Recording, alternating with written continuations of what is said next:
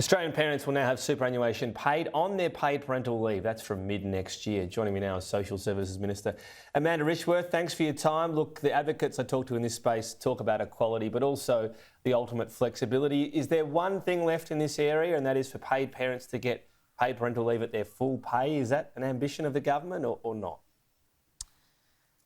Well, look, firstly, I'd say that we've made significant changes of paid parental leave over our term in government. We've not only made it more flexible, improved the means testing, extended it to 26 weeks. Of course, that is at the minimum wage, and paying superannuation. Of course, we've got to remember that in Australia, people actually also may get superannuation from paid parental leave and superannuation from workplaces, and so these complement each other, and so they need to work together. And so I'm always looking at ways that our superannuation and our paid parental leave can work together with, of course, company paid leave. Would you hope that, given this is now paid for by the government, more companies can actually go, we'll up our offer, we'll pay you your full salary because we've got less impost? Is that the sort of trickle down you're hoping for? Look, I am hoping that there are companies and organisations that will consider adding to the government's paid parental leave scheme. Our government paid parental leave scheme is a safety net, but I would encourage companies to consider how they boost it, how they enlarge it, how they improve it. What we do know is companies that do have good paid parental leave offerings actually can attract more staff. They're more attractive workplaces to work in. So I think workplaces should look at this. We have about 60% of employees receiving a workplace entitlement, but I'd obviously like to see that expand more. The even bigger thing for many parents, of course, is what happens after all that to do with childcare. The Productivity Commission report came back with a pretty in-depth examination. They're not saying, well, they're saying that the path of so-called universal childcare payments wouldn't be all that fair and would be really going a lot to the top end. So they're looking at, I guess, a similar Labor principle and saying, here's a better way to do it. What have you made of the report? Has it given you food for thought?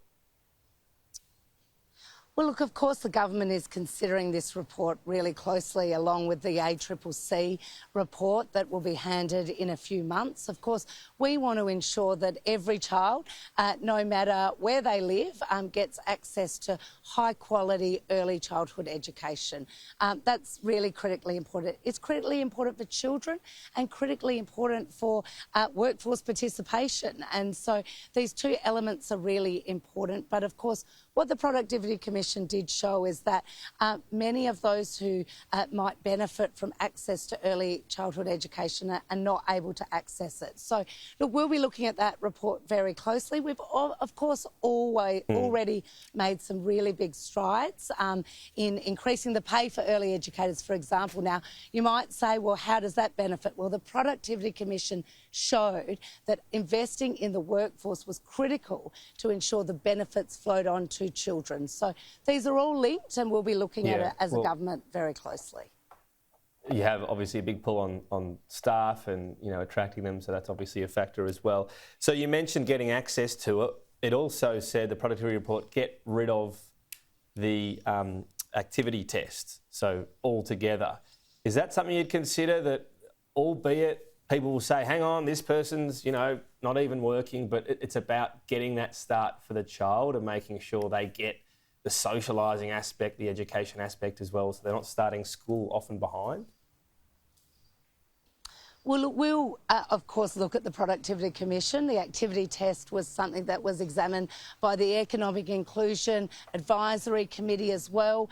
Of course, that's something that Minister Clare and the government will consider as part of the Productivity Commission's review. But I think your point went to early education is important for children, and it's also important to ensure particularly women can return to work. So there's these two really important benefits, and we need to make sure everyone gets the opportunity for those benefits.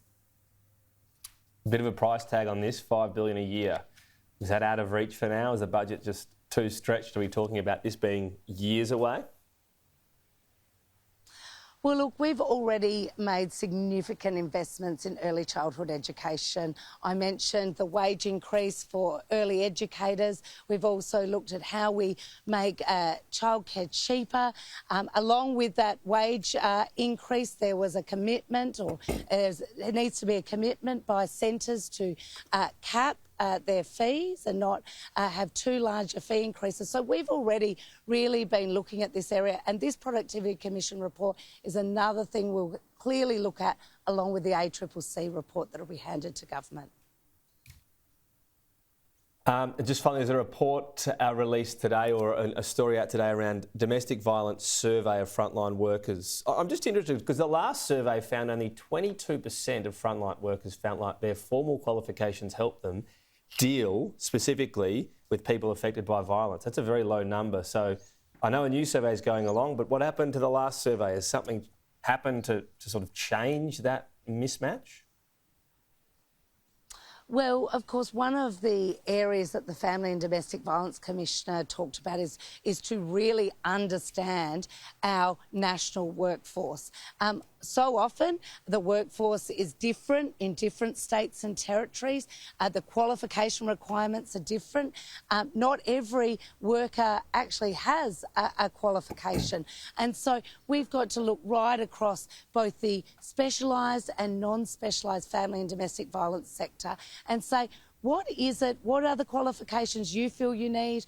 What is the type of investment that could help you?